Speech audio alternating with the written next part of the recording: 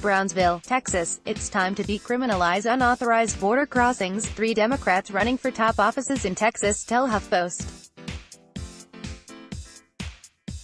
That simple legal reform would have massive repercussions, upending the zero-tolerance policy that the Trump administration used to split up families at the border. It would still allow the Department of Homeland Security to charge unauthorized immigrants with civil violations, but it would save the government billions in incarceration costs and allow federal prosecutors to spend more time fighting non-immigration crimes. And it would be logistically simpler than abolishing immigration and customs enforcement, the idea currently in vogue on the left wing of the Democratic Party. U.S. Border Patrol agents asked a group of Central American asylum seekers to remove hairbands and wedding rings before taking them into custody on June 12, 2018, near McAllen, Texas. The immigrant families were then sent to a U.S. Customs and Border Protection Processing Center for possible prosecution under the Trump administration's now abandoned family separation policy. Few top Democrats have weighed in on the concept. But during a campaign sweep across South Texas this weekend, congressional candidate Veronica Escobar, gubernatorial candidate Lupe Valdez and U.S. Rep. Beto O'Rourke, Texas, who's running for Senate, all called for some form of decriminalization. The idea isn't unprecedented. The law criminalizing unauthorized border crossings dates from 1929 when it was first proposed by U.S. Sen.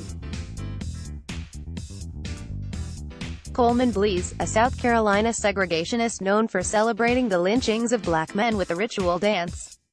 But for most of its life, Blease's law, which was later incorporated into the Immigration and Nationality Act, was rarely used. In fact, until the George W.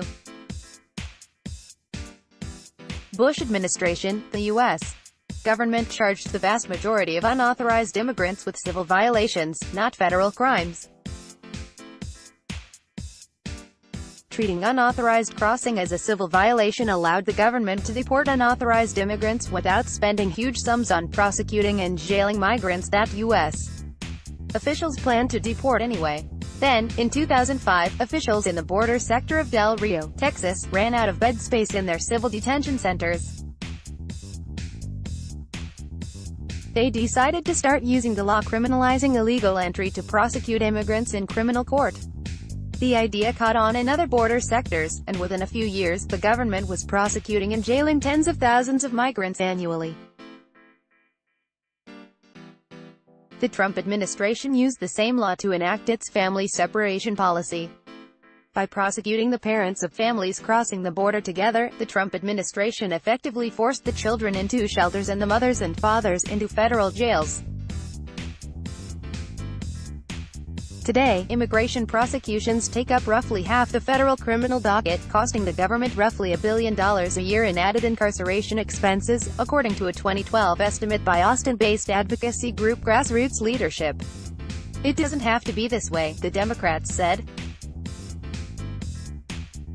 The United States has built a system on incarcerating migrants, said Escobar, who is likely to win a House of Representatives seat representing El Paso. We really have to evaluate the way that we've criminalized migration. Valdez recalled that when she was serving as Dallas County Sheriff, immigration and customs enforcement officials would sometimes describe unauthorized immigrants as criminals on the basis of federal immigration convictions alone. Although that classification is accurate under U.S. law, those convictions didn't make the person more of a public threat, she argued. It's time to reform and look at things, said Valdez, who is also a former customs agent. The majority of people are not coming in to do harm.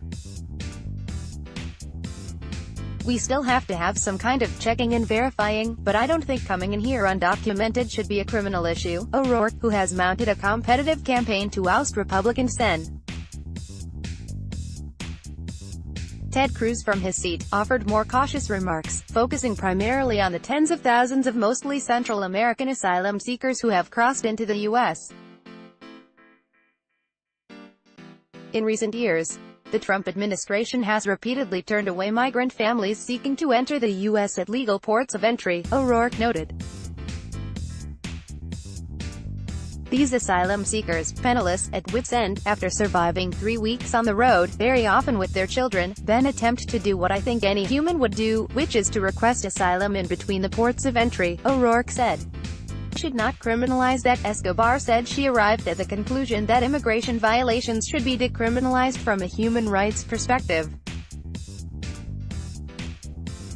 But she urged her critics to consider the high costs of prosecuting and imprisoning immigrants, on top of detaining and deporting them. When we treat asylum seekers like criminals, the next step is we have to jail them, we have to incarcerate them, Escobar said.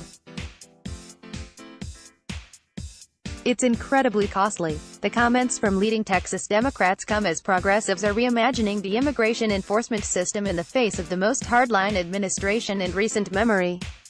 The boldest and most controversial proposal to date, first argued in the pages of The Nation by Sean McElwee, is to abolish ICE entirely. But the bill introduced by U.S. Mark Pocan, D-Wise, to achieve that goal recommends fielding a commission to contemplate bureaucratic alternatives, instead of outlining a concrete vision. Decriminalizing border crossings, by contrast, only requires striking 2 sections of federal criminal law. We really have to evaluate the way that we've criminalized migration, U.S. House of Representatives candidate Veronica Escobar. Under current law, jumping the border the first time is misdemeanor, punishable by up to 6 months in prison. Subsequent offenses can carry jail sentences up to 20 years, depending on the person's criminal record. When ICE detains or deports an unauthorized immigrant, the agency is generally carrying out civil law rather than punishing someone for a crime. But shortly after becoming Attorney General, Jeff Sessions asked all of the 94 U.S.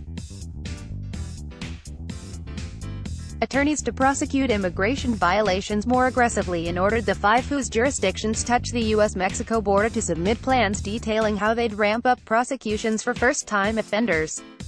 By April of this year, Sessions went further, creating a new, zero-tolerance policy that required Border Patrol to refer every person caught crossing illegally for federal prosecution, though in practice neither courtrooms nor federal jails have enough space to convict and incarcerate everyone whom Border Patrol arrests. The systematic family separations at the border began when the Trump administration extended zero-tolerance prosecutions to migrant parents traveling with their children. It couldn't have happened without the law criminalizing illegal entry. The family separation crisis was a crisis created by Jeff Sessions and Donald Trump that was a direct result of having a policy of criminalizing immigrants at the border, said Bob Leibel, the executive director of Grassroots Leadership. There's a simple congressional solution to the family separation crisis, and that's for Congress to repeal the laws criminalizing immigration. Download. Do you have information you want to share with HuffPost? Here's how.